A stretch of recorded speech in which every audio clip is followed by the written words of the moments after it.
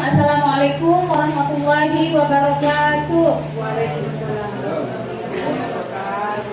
Alhamdulillah, puji syukur kita panjatkan kehadirat Allah Subhanahu wa taala atas nikmatnya sehingga pada hari ini alhamdulillah kita dipertemukan oleh Allah untuk mengikuti kegiatan diseminasi berbagi budaya positif dengan teman-teman semua di SDI Dasar Mengapa. Perkenalkan, nama saya Nisa Fitri, CGP Angkatan 11 Kota Makassar.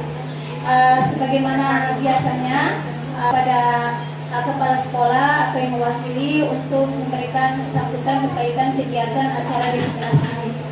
Kepada kepala sekolah atau yang mewakili saya persilahkan.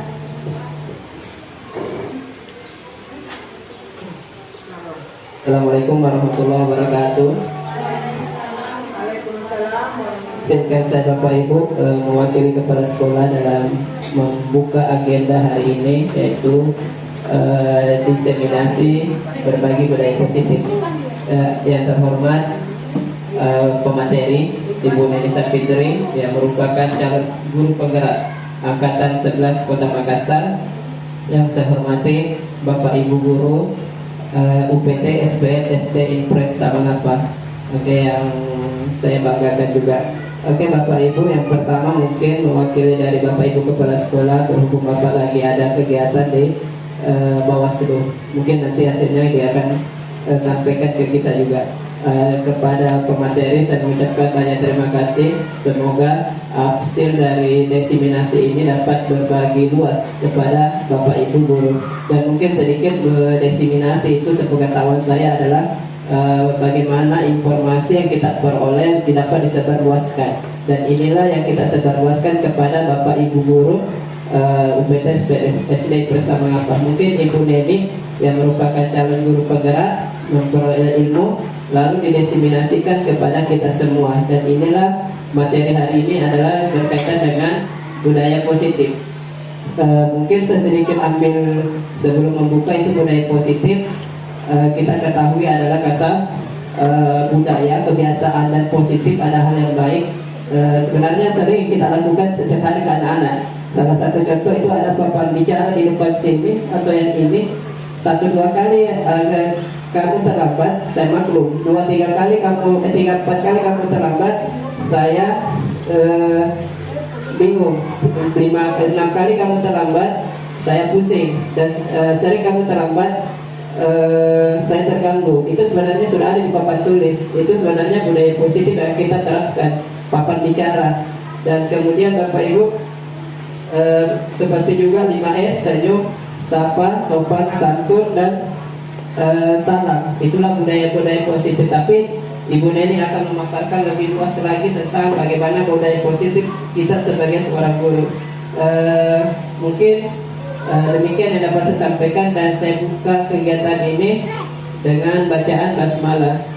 Bismillahirrahmanirrahim. Ya, kemudian saya serahkan kepada Bu Neni sebagai pemateri. Demikian yang dapat saya sampaikan mewakili Bapak Kepala Sekolah. Assalamualaikum warahmatullahi wabarakatuh.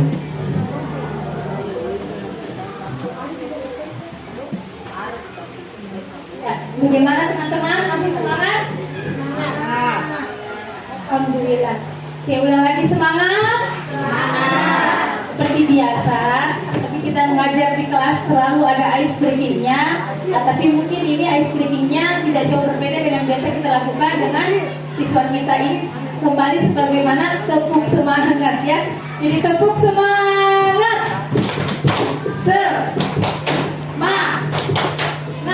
Semangat, Masya Allah. Jadi insya Allah hari ini kita akan membahas tentang budaya positif. Nah, budaya positif konsep intinya itu ada 8. Yang pertama adalah perubahan paradigma. Jadi cara pandang kita tentang belajar. Yang kedua itu apa itu disiplin positif. Kemudian nilai-nilai kebajikan, kebutuhan dasar manusia, motivasi perilaku manusia, kemudian posisi guru dalam posisi kontrol. Kita nanti akan membahas bahwasanya posisi guru itu ada 5 macam posisi kontrolnya. Nanti kita bisa menilai diri kita itu ada masuk di posisi yang mana. Kemudian ada namanya keyakinan kelas, dan yang terakhir adalah CI3 restitusi. Nah, pembelajaran dengan paradigma baru. Pembelajaran paradigma baru ataupun kurikulum merdeka itu adalah pembelajaran yang berorientasi pada penguatan kompetensi dan pengembangan karakter yang sesuai dengan dimensi profil pelajar Pancasila. Selama ini mungkin ketika kita di kurikulum 2013 kita memahami ada kompetensi inti ada 4 ya. KI 1, KI 2 itu berkaitan sikap spiritual dan juga sosial, kemudian pengetahuan dan keterampilan. Nah, paradigma di dalam kurikulum merdeka itu lebih kepada pengembangan dimensi profil pelajar Pancasila. Ini yang kemudian harus ditanamkan. Di sini mungkin teman-teman sudah terbiasa melihat profilnya. Kemudian, nah ini yang menjadi perhatian buat seluruh guru-guru ya, bahwasanya ada miskonsepsi terkait dengan teori kontrol yang harusnya dilakukan oleh guru. Yang pertama, bahwasanya orang dewasa itu memiliki hak untuk memaksa siswa. Jadi beberapa miskonsepsi yang terasa seolah-olah bahwa kalau kita guru, kita adalah orang dewasa, maka kita yang harus mengatur atau memaksa siswa. Ini yang menjadi paradigma selama ini yang dianggap miskonsepsi. Kemudian ilusi bahwa kritik dan membuat orang merasa bersalah itu dapat menguatkan karakter. Contohnya misalkan, masa kamu tidak kasihan sama ibu guru dimarahi terus sama kepala sekolah, kamu tidak mendengar. Jadi ketika anak merasa bersalah gara-gara gurunya memperlakukan seperti itu, dianggap bahwa itu akan menguatkan karakter siswa. Padahal di sini masuk dalam pembahasan miskonsepsi. Kemudian juga ilusi bahwa semua penguasaan positif itu efektif dan bermanfaat, termasuk ilusi bahwa gurulah yang mengontrol murid. Nah, kita masuk pada pembahasan disiplin positif. Banyak orang beranggapan bahwa disiplin itu adalah sesuatu yang sesuai dengan apa yang sudah ditetapkan. Padahal definisi asli daripada disiplin itu adalah belajar. Disiplin itu artinya belajar. Dari akar kata disiplin atau murid ataupun pengikut. Kata disiplin itu berkonotasi dengan disiplin diri seseorang. Yang memiliki disiplin diri berarti mereka bisa bertanggung jawab terhadap apa yang dilakukannya karena mereka mendasarkan tindakan mereka pada nilai-nilai kebijakan universal. Nah, sebagai pendidik tujuan kita adalah menciptakan anak-anak yang memiliki disiplin diri. Yang dimaksud di sini adalah mereka berperilaku dengan mengacu pada nilai-nilai kebajikan universal dan memiliki motivasi intrinsik bukan ekstrinsik. Misalnya ketika ada anak datang terlambat, tidak bisa kemudian kita langsung hukumi bahwa ini anak tidak disiplin. Pasti ada alasannya. Nah, alasannya inilah kemudian yang harus dicari tahu sehingga kita bisa mengarahkan mereka bisa mengendalikan perilakunya atas dasar pemahaman dan kehendak dirinya, bukan karena orang lain. Karena bisa jadi ada anak terlambat disebabkan orang tuanya berangkat mengantar. Gitu. Kemudian kita masuk pada pembahasan nilai-nilai kebajikan yang akan mungkin Pak bisa lanjut dulu tentang kebutuhan dasar manusia. Jadi kalau di dalam pendidikan guru penggerak itu dijelaskan setiap kesalahan yang terjadi pada anak itu pasti ada alasannya. Alasannya itu kemungkinan besarnya karena mau memenuhi kebutuhan dasarnya yang tidak terpenuhi. Misalkan bisa mungkin dilanjutkan Pak. Nah, di sini ada 5 kebutuhan dasar yang ada pada siswa. Yang ini yang berusaha dipenuhi anak, tapi terkadang kita kurang menggali. Ada kita bilang ini anak kalau di kelas patuh sekali, atau ini anak paling tidak mendengar. Padahal ada kebutuhan dasar yang tidak terpenuhi. Dikatakan bahasanya untuk menyelesaikan persoalan itu harus kita deteksi apa kebutuhan dasarnya. Yang pertama adalah kebutuhan bertahan hidup. Bisa jadi anak-anak yang tidak senang di kelas mungkin dia lapar karena tidak sarapan. Nah, bisa jadi itu adalah salah satu persoalan kebutuhan dasar yang tidak terpenuhi. Jadi ada kebutuhan bertahan hidup, baik itu makanannya, pakaiannya mungkin ada yang kancingnya kurang bagus dan sebagainya, tempat tinggal, keamanan ataupun kesehatannya. Kemudian ada juga kebutuhan karena mungkin dia kurang diberikan kasih sayang sehingga di kelas itu kelihatannya ini anak yang paling bandel. Ternyata atau mungkin jarang masuk sekolah, ini anak tidak disiplin. Padahal bisa jadi karena ada konflik di dalam keluarganya sehingga dia merasakan kurang kasih sayang dan rasa diterima. Misalnya ada anak yang merasa minder ketika dia pergi sekolah sehingga jarang masuk kelas.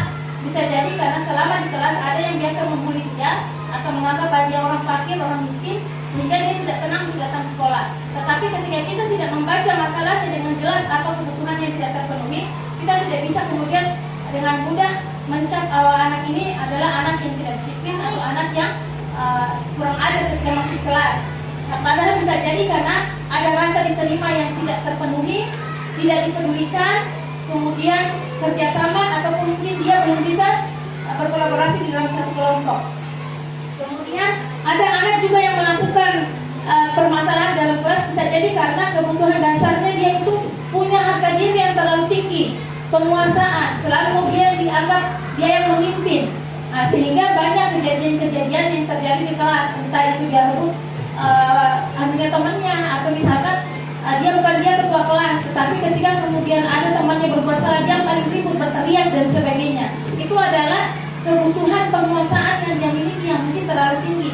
Nah, ini harus bisa dideteksi. Jadi ada harga diri, ada keinginan untuk dianggap, atau kemudian karena ingin memimpin, atau dia merasa lebih berprestasi, atau ingin diakui, ataupun ingin didengar. Nah, ini ada karakteristik kebutuhan dasar yang seperti itu. Yang ketiga adalah kebebasan. Jadi mungkin kita dapati ada anak yang ketika dia di dalam kelas tidak bisa duduk, karena memang dia punya kebutuhan selalu ingin bebas, tidak mau dikekang, tidak mau terlalu diatur atau tidak mau diikat ceritanya. Sehingga dia mau mandiri, memiliki pilihan sendiri, selalu mau mencoba hal baru, kemudian bahkan dia mampu mengendalikan arah dirinya. Nah, ini juga nanti akan kita coba bagaimana melakukan restitusi dengan kondisi anak seperti ini. Dan ketiga juga ada yang mungkin bahasanya orang itu kayak matahari, bahasanya kita, dia senang ketika misalnya dia mau bermain, atau suka mau humor-humor saja, bercanda-bercanda, atau dia suka tertawa pada saat belajar dan sebagainya. Ini juga salah satu kebutuhan dasar yang ada pada anak, karena mungkin dia sudah terbiasa bahwa hari itu paginya itu menyenangkan. Misalnya gurunya sibuk mengajar di depan, di belakang dia sibuk ketawa gurunya, coba itu lihat guru, lucu bajunya, baru kode-kode dengan temannya. Nah, pada dasarnya pada saat itu dia senang dengan hal-hal yang seperti itu. Nah, inilah kemudian nanti yang akan coba kita selesaikan masalah ini. Nah, anak-anak ketika melakukan perbuatan tadi ada tiga sebenarnya. Ada motivasi dari dalam diri siswa untuk melakukan perbuatan, ada juga motivasi dari luar dirinya. Nah, ketika misalkan anak-anak itu tidak datang terlambat, bisa jadi karena dia sadar supaya datang tepat waktu, atau misalkan gini, terkadang terlambat itu termasuk setelah jam istirahat, anak-anak harus masuk belajar, tapi masih tinggal di kantin, sehingga dia tidak masuk di kelas sesuai pada waktunya. Nah, ketika kemudian kita lihat anak-anak yang sesuai tepat waktu masuk, itu harus diketahui juga motivasinya dia masuk tepat waktu itu apakah karena dari dirinya yang sadar, ataukah karena memang dia takut dengan hukuman, ataukah kemudian dia takut dengan konsekuensi yang sudah dibuat di dalam kelas. Karena perbuatan itu dasarnya bisa jadi tiga, bisa jadi karena takut hukuman, atau karena adanya konsekuensi, atau karena memang restitusi. Dia selalu mungkin memperbaiki dirinya. Jadi yang diharapkan di sini adalah motivasi yang berasal dari diri pribadi siswa. Tiga macam guru itu bisa melakukan tiga-tiganya, dan tipe guru itu ada tiga. Tetapi yang diharapkan dalam pendidikan guru penggerak ataupun di dalam kurikulum mereka adalah guru yang bisa menjalankan fungsi yang ketiga, yaitu restitusi. Kalau yang hukuman ini biasanya tidak terencana, tiba-tiba murid tidak tahu apa yang akan terjadi. Misalkan ketika ada anak datang terlambat, langsung pergi sana hormat bendera, itu adalah bagian dari hukuman. Jadi ketika anak kemudian melakukan suatu kesalahan, dia dihukum tidak nyambung dengan kesalahan yang dia lakukan. Misalnya ada datang, oh dia tidak pakai atribut yang lengkap, kemudian langsung bilang kamu pergi cuci WC. Nah, itu tidak nyambung antara kesalahan yang dia buat dengan apa yang dia dapatkan. Itu biasanya disebut dengan hukuman. Sementara apa itu konsekuensi? Terkadang orang menyamakan antara hukuman dan konsekuensi. Konsekuensi itu adalah aturan yang sudah dibuat bersama, sudah dibuat dan dibuatkan sanksinya. Kalau kalian misalnya terlambat satu kali, maka saya denda misalnya sekian. Kalau kalian terlambat 2 kali misalnya, maka kalian harus mencuci WC. Nah, ketika kemudian itu terjadi, misalnya ketika itu terjadi, maka langsung anak-anak dengan sendirinya sudah tahu resikonya. Oh, saya terlambat 1 kali berarti saya harus pindah. Oh, saya terlambat 2 kali berarti saya harus cuci WC. Itu namanya konsekuensi karena sudah ditetapkan. Jadi sudah terencana, disepakati sesuai peraturan. Murid tetap dibuat tidak nyaman sebenarnya dengan tugas-tugas dengan apa yang mereka dapatkan itu. Nah, itu disebut dengan konsekuensi. Nah, yang ketiga adalah restitusi. Nah, di antara restitusi adalah proses menciptakan kondisi bagi murid untuk memperbaiki kesalahannya. Jadi, dorongannya dia melakukan perbuatan itu bukan karena takut dihukum, bukan karena takut ada konsekuensi, akan tetapi karena dia ingin memperbaiki dirinya. Maka disinilah kemudian yang diharapkan sebagai guru itu, kalau perbedaannya antara pendidikan abad 19 dengan abad 21 sekarang ini, yang ini dua sudah mulai ditinggalkan, yaitu hukuman dan konsekuensi, tetapi sudah mengarah kepada restitusi. Bagaimana memperbaiki kesalahan, di mana anak menyadari kesalahannya supaya tidak terulang. Kalau misalkan, apakah dengan menghukum anak mencuci WC maka kesalahan yang tadi memungkinkan tidak terulang?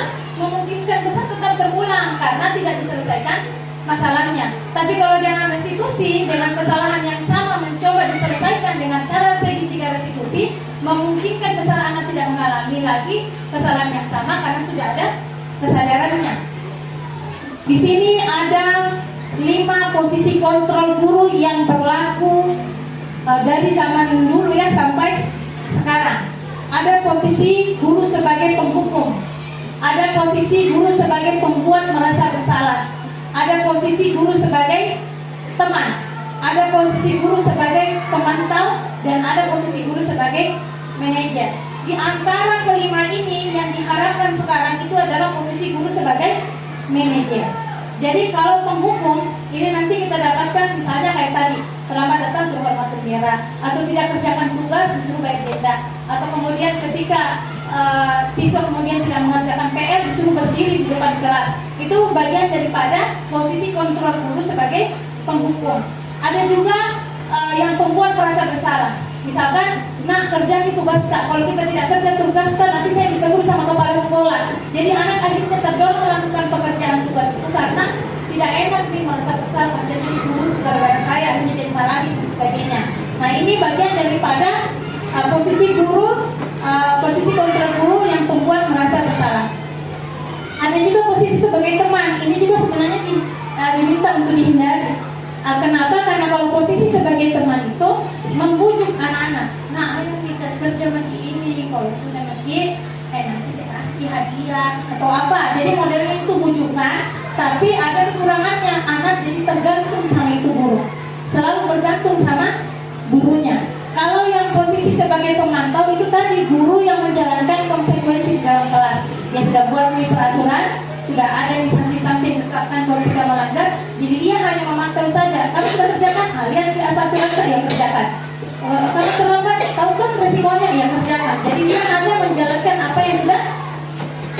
Tapi kalau posisi manajer, posisi guru sebagai manajer, inilah kemudian guru yang akan menyelesaikan masalah siswa dengan menggunakan segitiga restitusi, memperbaiki kesalahan-kesalahan siswa sehingga muncul kesadarannya dari siswa sendiri, dari motivasi dari dalamnya untuk memperbaiki dirinya. Nah, ini kasih contoh posisi guru sebagai penghukum. Misalnya dengan nada suara tinggi, bahasa tubuh, mata melotot, dan jari menunjuk-menunjuk sambil menghardik. Terlambat lagi, pasti terlambat lagi, toh selalu datang terlambat. Kapan bisa datang tepat waktu? Nah, tanyakan kepada diri Anda bagaimana perasaan murid bila guru berbicara seperti itu pada saat muridnya datang terlambat. Hasilnya kemungkinan murid itu marah di belakang dan mendendam atau bersifat agresif. Bisa jadi sesudah kembali duduk, murid tersebut akan mencoret-coret bukunya atau meja tulisnya. Lebih buruk lagi, sepulang sekolah murid melihat motor atau mobil bapak ibu gurunya dan akan menggores kendaraan tersebut dengan paku. Ini sudah banyak yang terjadi ketika guru mengambil posisi sebagai penghukum. Kemudian ketika guru mengambil posisi kontrol sebagai pembuat merasa bersalah, bagaimana contohnya? Nada suaranya memelas, halus, sedih, bahasa tubuhnya merapat pada anak sambil lesu. Adik, kamu ini bagaimana ya? Kamu sudah berjanji dengan ibu tidak akan terlambat lagi. Kamu kenapa ya senang sekali mengecewakan ibu? Ibu benar-benar kecewa sekali. Bagaimana perasaan murid bila ditegur dengan cara seperti ini? Maka memungkinkan murid akan merasa bersalah telah mengecewakan ibu atau bapak gurunya. Murid akan merasa menjadi orang yang gagal dan tidak sanggup membahagiakan orang lain. Kadang-kala sikap seperti ini lebih berbahaya dari sikap penghukum karena emosi akan tertanam rapat di dalam. Kemudian murid menahan perasaan, tidak seperti murid dalam dengan guru penghukum di mana murid bisa melupakan amanahnya. Tapi kalau anak yang kemudian dibuat merasa bersalah, biasanya tersimpan di dalam hatinya. Ini contoh kasus ketika guru mengambil posisi sebagai posisi pembuat merasa bersalah. Kemudian bagaimana ketika guru mengambil posisi sebagai teman? Nah, nada suaranya ramah, kemudian akrab dan bercanda, bahasa tubuhnya merapat pada murid, mata dan senyum jenaka. Adik, ayolah, bagaimana sih kamu? Kemarin kamu sudah janji ke bapak bukan? Kenapa terlambat lagi? Sambil tertawa ringan. Ya sudah, tidak apa-apa, dulu sana, nanti pak guru bantu kamu ini. Nah, ini posisi guru sebagai teman. Nah, murid akan merasa senang dan akrab dengan guru. Ini termasuk dampak yang positif. Hanya saja ada sisi negatifnya.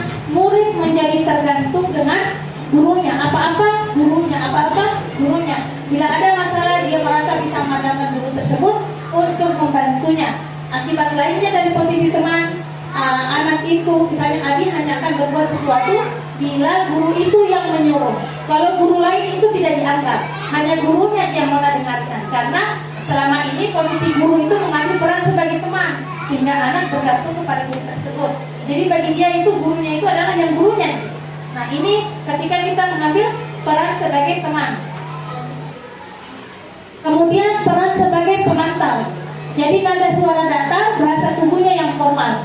Adik, tahukah kamu jam berapa kita memulai? Tahu pak, kamu terlambat 15 menit. Apakah kamu sudah mengerti konsekuensi yang harus dilakukan kalau terlambat? Paham pak, saya harus tinggal kelas pada jam istirahat nanti dan mengerjakan tugas ketertinggalan saya.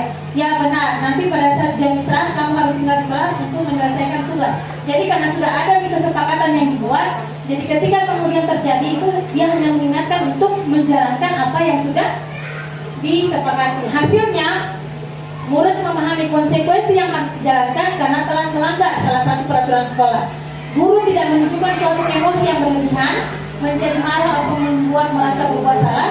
Murid dibuat tidak nyaman, yaitu dengan harus tinggal kelas pada waktu jam istirahat dan mengerjakan tugas. Karena sebenarnya dalam pendidikan yang diinginkan di dalam Ki Hajar Dewantara, para pembelajaran itu harus menyenangkan, dan kemudian anak itu berubah bukan karena orang lain, tapi dia berubah karena kesadaran dirinya sendiri. Nah, kita masuk kepada yang diinginkan sebagai seorang guru itu adalah posisi sebagai manajer. Seperti apa itu? Nah, nada suaranya tulus, bahasa tubuhnya tidak kaku dan mendekat ke murid. Adi, apakah kamu mengetahui jam berapa sekolah dimulai? Tahu pak, jam 7. Ya, jadi kamu terlambat. Kira-kira bagaimana kamu akan memperbaiki masalah ini? Jadi diberikan kepada anak mulai berpikir, kalau kamu terlambat jam 7, apa yang akan kamu lakukan? Jadi bagaimana kamu memperbaiki masalah ini? Saya bisa menanyakan teman saya pak untuk menjalankan tugas yang tertinggal. Baik, itu bisa dilakukan. Apakah besok akan ada masalah untuk kamu agar bisa lagi hadir tepat waktu ke sekolah? Maka dia punya tidak pak, saya bisa hadir tepat waktu. Baik, saya hargai usahamu untuk memperbaiki diri. Bagaimana perasaan murid ketika diperlakukan seperti ini? Jadi seperti tadi yang disampaikan, ini bukan hanya untuk kesalahan terlambat saja, ini kan cuma salah satu. Tapi sangat banyak kesalahan yang bisa dibuat oleh anak-anak. Nah, ketika dia mengalami kesalahan, ketika kita ajak bicara dan menanyakan apa yang akan kamu lakukan untuk menyelesaikan itu, maka itulah bagian dari upaya segitiga restitusi. Nanti kita akan bahas bagaimana caranya. Ketika seorang guru mengatakan, saya kecewa sekali dengan kamu. Posisi apa itu? Tadi kan ada 5. 1 penghukum, 2 pembuat merasa bersalah.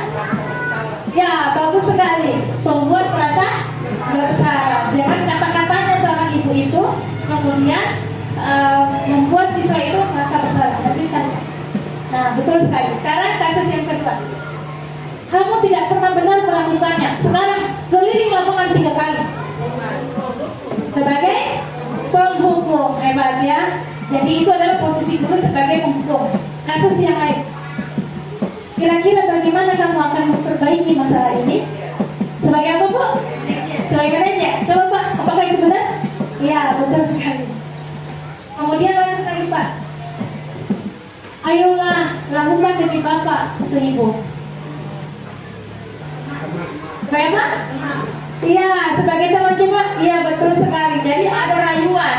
Nah, kekurangannya anak kan selalu tergantung dengan kita dan dia hanya menghormat sama gurunya, yang lain tidak. Nah, kemudian lanjut lagi Pak. Kamu terlambat 15 menit. Apakah kamu sudah mengerti konsekuensi yang dilakukan bila terlambat? Baik Pak? Betul sekali, karena biasanya sudah dibuat memang aturan sanksinya. Jadi tinggal pindah-pindah saja kesalahannya siswa. Nah, itu sebagai pemantau. Dari 5, inilah kemungkinannya yang akan terjadi.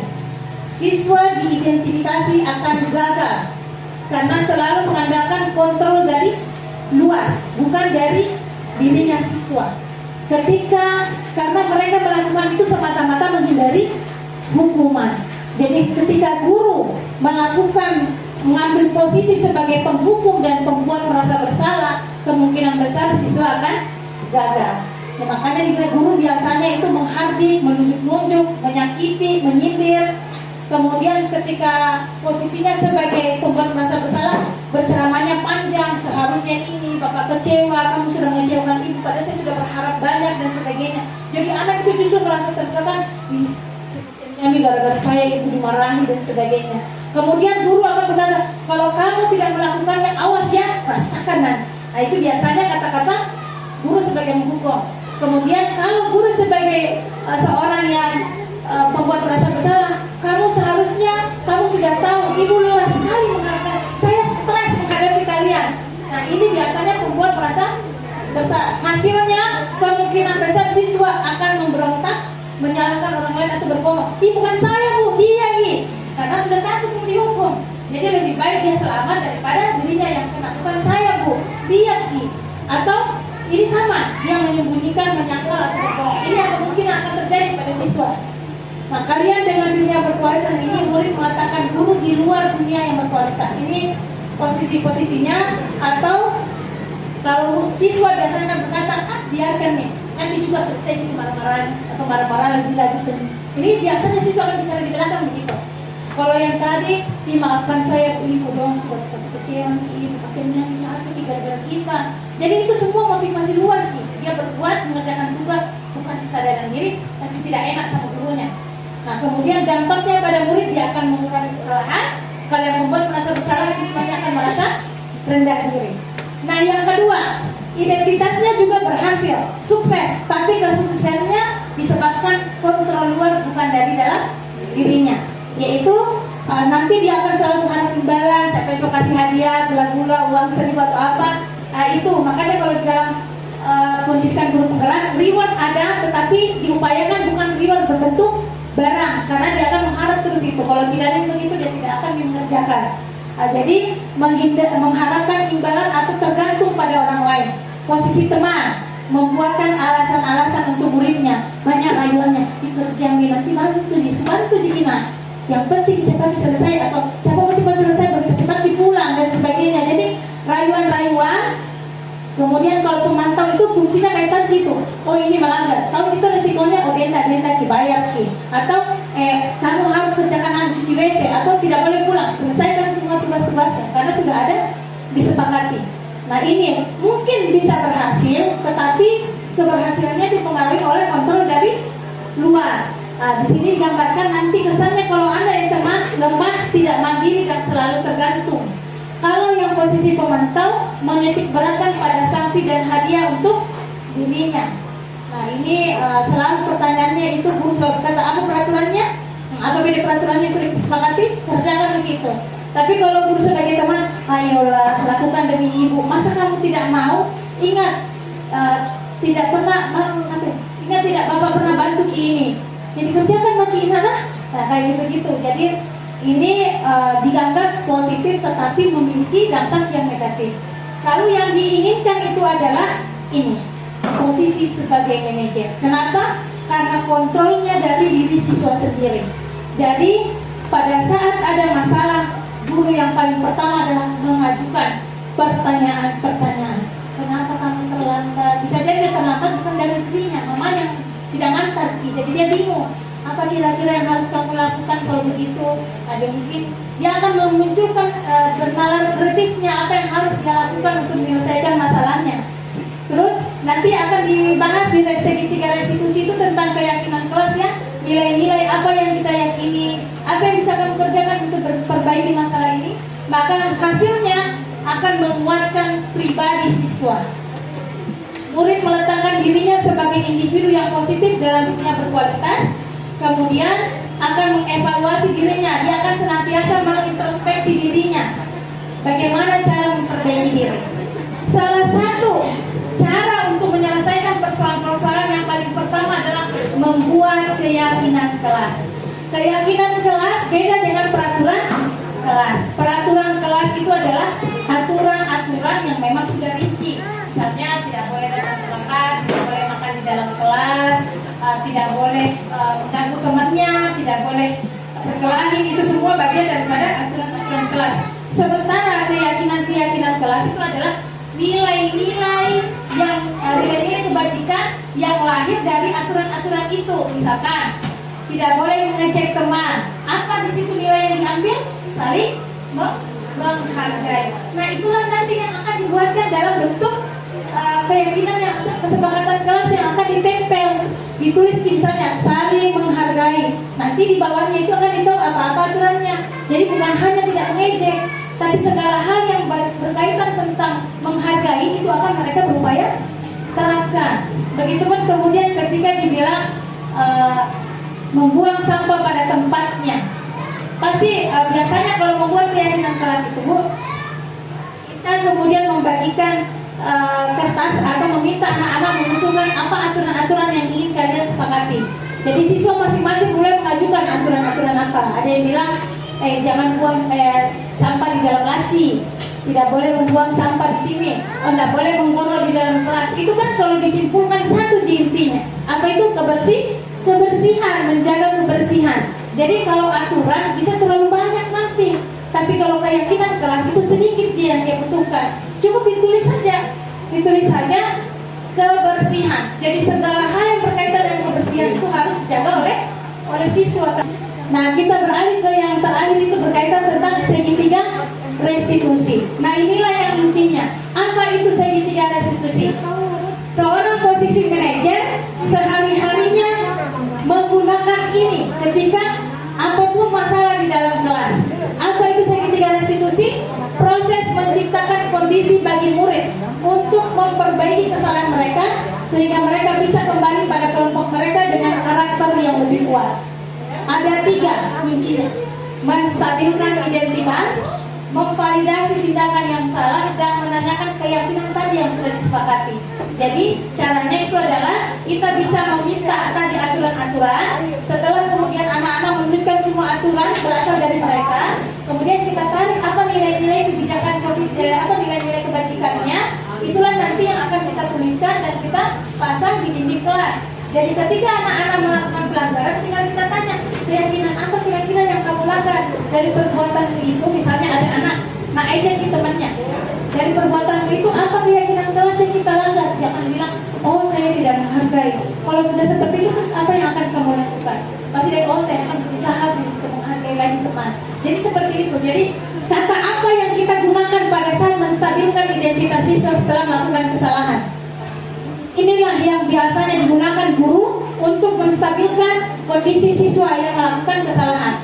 Biasanya berbuat salah itu tidak apa-apa, normal, wajar. Yang terpenting kita mau memperbaiki diri. Nah, ini biasanya bahasa menstabilkan. Karena anak berbuat kesalahan ada 2 macam. Ada yang sadar dia berbuat salah, ada juga yang merasa bersalah sekali. Misalnya ada tidak sengaja temannya simpan pensil sembarangan, temannya nanti luka kan, merasa bersalah sekali, gara-gara saya. Ada siswa yang seperti itu, tapi ada juga siswa yang peduli kan, tidak sengaja Pak, dan sebagainya. 2 macam. Nah, 2 macam ini beda caranya distabilkan. Kalau anak yang merasa bersalah, dikondisikan dulu kondisinya. Tidak apa-apa nak, saya mengerti bahwa kemungkinan besar kita akan berbuat salah. Tetapi yang terpenting kita memperbaiki kesalahan kita. Jadi dikasih kuat dulu. Kemudian saya juga pernah kok melakukan kesalahan itu. Nah ini juga guru harus menggambarkan tidak ada manusia yang sempurna. Kemudian kita bisa menyelesaikan ini. Jadi setiap ada masalah, guru harus selalu senantiasa memberikan kekuatan sama siswa. Kita bisa diselesaikan ini, insya Allah. Ada pertengkaran. Bagaimana? Apakah kita mau menyelesaikan ini atau dibiarkan begini saja? Oh harus selesai bu. Kalau begini, ayo. Namanya manusia pasti berbuat salah. Yang terpenting mencari cara perbaiki. Setelah distabilkan, divalidasi. Apa itu validasi? Check in. Kenapa bisa perbuatannya begitu? Bisa jadi karena apa ibu-ibu? Kalau misalnya tadi ada bilang 5 kebutuhan dasar kan manusia. Bisa jadi perbuatannya itu terjadi karena salah satu dari kebutuhan dasarnya tidak terpenuhi. Misalnya ada anak yang mengganggu temannya karena merasa berkuasa. Berarti pada dirinya itu ada kebutuhan penguasaan yang terlalu tinggi. Ini yang harus diselesaikan. Jadi bisa jadi kata-kata yang kita gunakan adalah padahal kamu bisa melakukan yang lebih buruk dari ini ya. Atau misalkan kamu masih punya alasan mengapa melakukan itu.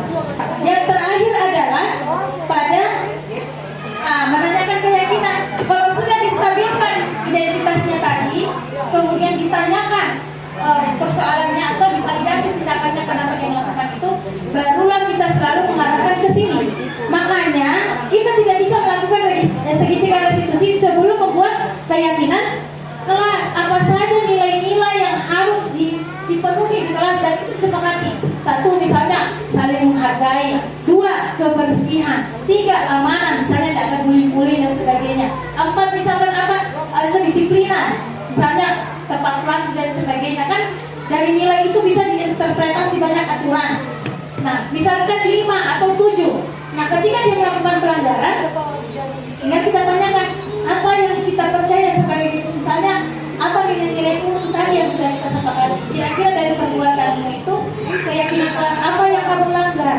Misalnya begitu. Ada apa yang dipaparkan ini yang di atas ini masalah bagaimana menyelesaikan masalah-masalah yang timbul di kelas. Ada yang terlupakan dari kita. Pertama orang tua, kalau orang tua itu anak-anaknya mau ke sekolah harus ada pesan moral. Dan ini yang bilang di anak-anak kita tidak ada pesan moral. Jadi anak-anak ke sekolah itu tidak nyambung dengan gurunya karena tidak ada pesan moral. Harus penting. Saya masih ingat orang tua saya dulu.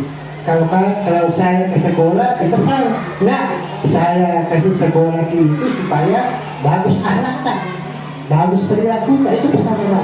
Selalu saya ingat sampai sekarang. Nah, dan saya ingin tanyakan adalah anak-anak kita ini yang di kelas 1, kelas awal. Kalau saya tanya guru janya itu pasti ketawa. Dulu tuh saya tanya ketawa nih. Iya. Nah, bagaimana kita mengidentifikasi perilaku anak kita ini? Berapa butuh waktu kalau kelas awal, kelas 1 untuk mengidentifikasi itu dan khususnya perilakunya. Sekian, Assalamualaikum warahmatullahi wabarakatuh. Ya baik, jadi pertanyaan yang sangat bagus. Ketika kemudian kita menghadapi siswa kelas rendah, kalau misalkan siswa-siswa yang di kelas tinggi itu mungkin sudah ada kemampuan untuk mengatur dirinya sendiri, tetapi bagaimana dengan siswa-siswa di kelas rendah? Terima kasih atas sarannya tadi berkaitan tentang orang tua. Memang ketika kita berbicara tentang pendidikan, salah satu keberhasilan pendidikan itu ketika memang ada kemitraan dengan orang tua siswa. Karena bagaimanapun kita mendidik siswa kita itu memang mereka berasal dari kondisi sosial kultural yang berbeda. Nah, jadi harus kita identifikasi dengan baik dan juga bagaimana partisipasi orang tua untuk mensukseskan pendidikan anaknya itu memang harus ada. Nah, inilah kemudian nantinya ketika kita bicara budaya positif ini memang nanti meningkatkan orang tua siswa. Itu yang pertama. Yang kedua, bagaimana dengan siswa yang kelas rendah?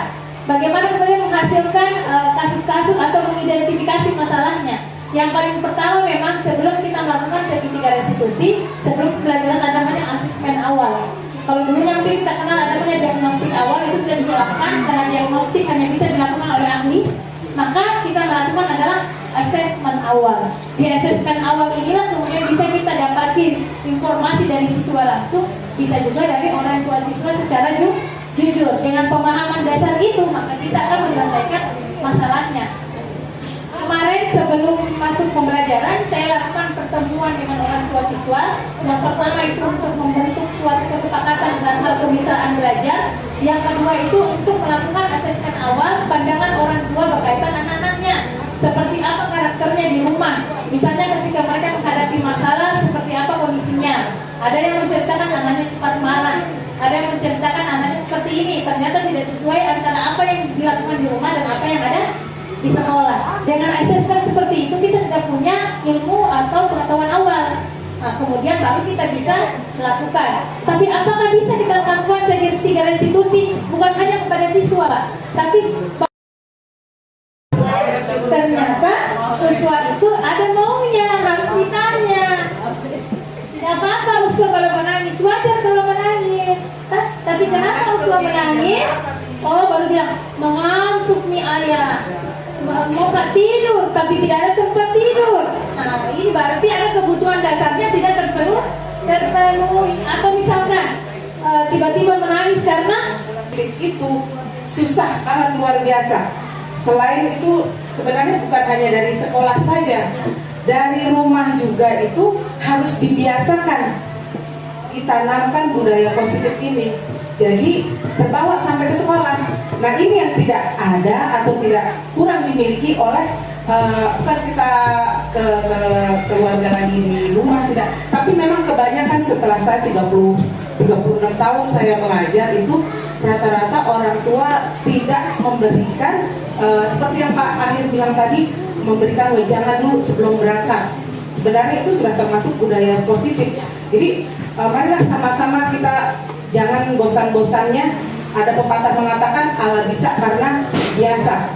Jadi marilah kita bersama-sama sebagai guru, jangan segan-segannya. Bila kita juga bertemu, sebaiknya sih sebenarnya beberapa bulan sekali atau beberapa minggu sekali kita adakan pertemuan sebenarnya dengan orang tua murid. Kita saling sharing tentang perkembangan anak didik kita, sebenarnya seperti itu sebenarnya.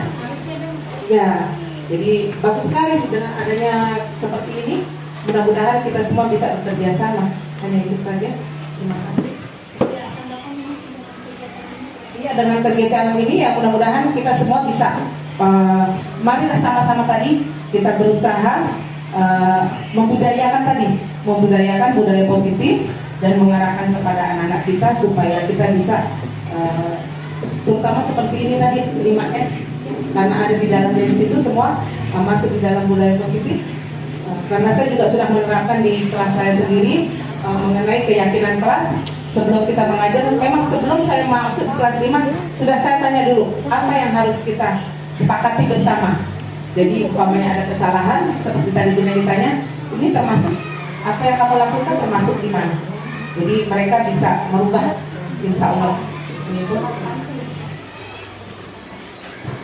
Ya, baik, terima kasih banyak atas testimoni yang disampaikan oleh Ibu Diriwati sebagai guru kelas 5 ya. Jadi alhamdulillah dengan berakhirnya apa yang disampaikan oleh Ibu tadi, apa yang kemudian sudah saya sampaikan, semoga ini bisa menjadi pembelajaran kita bersama dan insya Allah bisa kita terapkan bersama.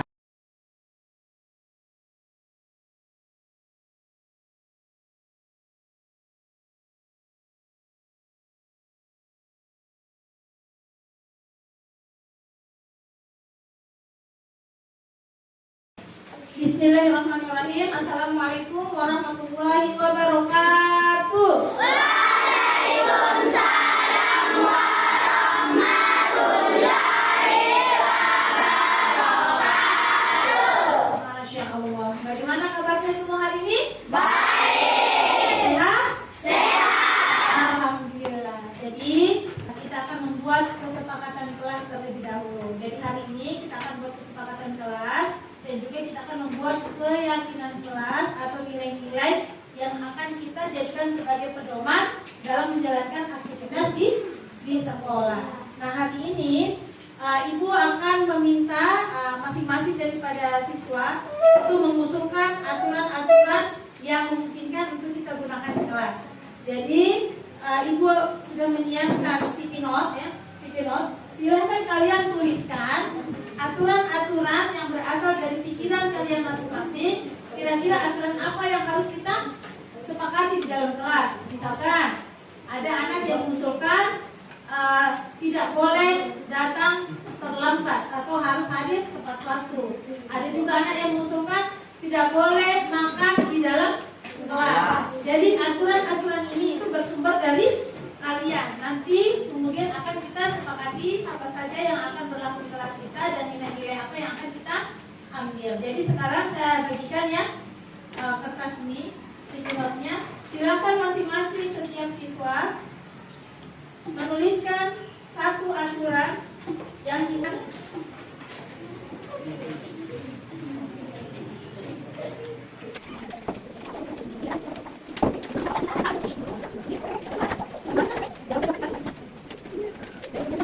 bahas satu persatu. Bukan ibu yang menentukan ya, tetapi kalian sendiri yang menentukan aturan-aturan. Perhatian, perhatian, tepuk satu kali, tepuk dua kali, tepuk tiga kali, tepuk empat kali, tepuk lima kali. Ya, jadi sekarang kita bahas satu-satu ya. Ada usulan bahwa tidak bicara kotor, tidak boleh datang terlambat. Di sini saya lihat juga ada beberapa yang tidak boleh datang terlambat. Berarti kalau kita tuliskan dalam bentuk kalimat positifnya adalah hadir tepat waktu. Hadir tepat waktu. Kemudian lagi ada usulan tidak boleh bicara kotor, tidak boleh ribut jika guru menjelaskan. Nah, itu kalau kalimat positifnya apa?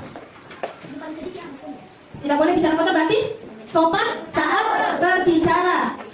Sopan saat berbicara. Jadi tidak menggunakan kata-kata yang tidak enak didengar. Termasuk juga tadi bilang tidak boleh memotong pembicaraan guru atau tidak ribut pada saat guru menjelaskan. Maka kalimat positif yang bisa kita ambil adalah apa itu? Sopan santun atau menyimak pada saat guru menjelaskan. Menyimak saat guru menjelaskan. Nilainya apa tadi Ainun? Nilainya apa? Nilai yang bisa kita ambil adalah sopan santun atau kesopanan ya. Kalau yang kita tadi sopan saat berbicara juga masuk ya. Nilai apa yang mau diambil? Sopan santun atau kesopanan. Kalau hadir tepat waktu, nilai apa yang mau diambil? Bagus Ainun. Kedisiplinan. Tidak boleh membuang sampah sembarangan. Ada lagi saya lihat tidak memasukkan sampah di dalam laci. Ada lagi tidak membuang sampah di lantai. Nah, itu kalimat positifnya apa? Membuang sampah pada tempatnya. Membuang sampah pada tempatnya. Apa nilainya di sini? Yang bisa kita petik? Membuang sampah pada tempatnya. Kalau membuang sampah pada tempatnya itu apa? Betul sekali. Nilai kebersihan. Secara umum, inilah nilai-nilai yang kalian usulkan sendiri. Apa yang pertama? Bahwa kalian itu harus disiplin. Hadirnya tepat waktu. Hadir tepat waktu itu bukan hanya pada saat datang sekolah, tapi juga setelah jam istirahat. Jadi setelah jam istirahat, kalau sudah waktunya masuk tidak usah lagi dipanggil temannya, ya. Kemudian yang kedua di sini nilai-nilai kesopanan. Ini juga harus kalian jaga. Karena ini adalah nilai-nilai yang kalian usulkan sendiri. Jadi ada nilai disiplin yang harus dijalankan, ada nilai kesopanan yang harus dijalankan.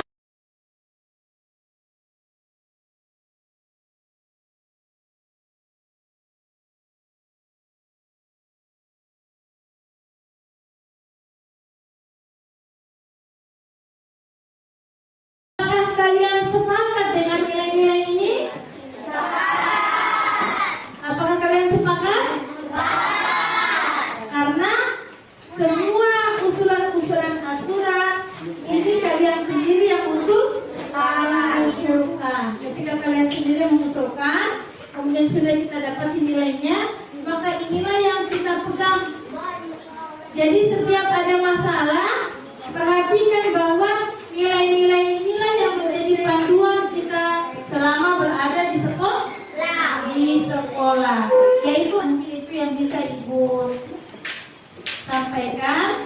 Saya tutup saja. Sebelum saya tutup, saya kembali dengan speakingnya. Tepuk 1 kali, tepuk 2 kali, tepuk 3 kali, tepuk 4 kali, tepuk 5 kali. Ya, assalamualaikum warahmatullahi wabarakatuh. Waalaikumsalam warahmatullahi wabarakatuh.